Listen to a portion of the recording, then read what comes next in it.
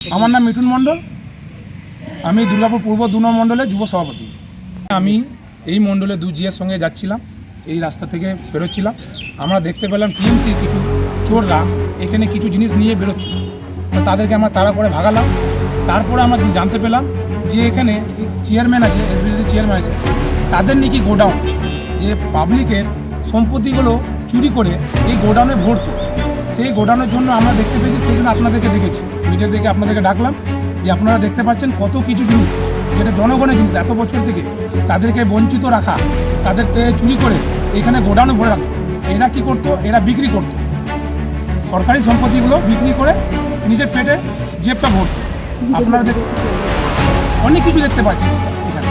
এখানে কাপড় দিয়ে শুরু করে, ত্রিপল দিয়ে শুরু করে, তারপরে তোমার কম্বল, অনেক কিছু বিভিন্ন রকমের জিনিস আমরা দেখতে পেয়েছি এখানে।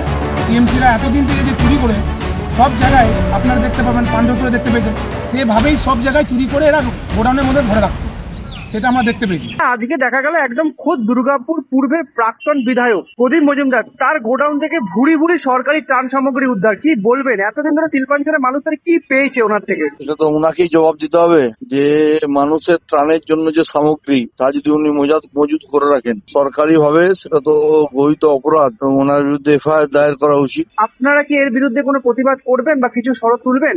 এই যে একের পর এক তৃণমূল নেতা সেখানে শিল্পাঞ্চল বাদ পড়ছে না, সেখান থেকে লিখিত ভাবে চিঠি দিয়ে আবেদন করবো।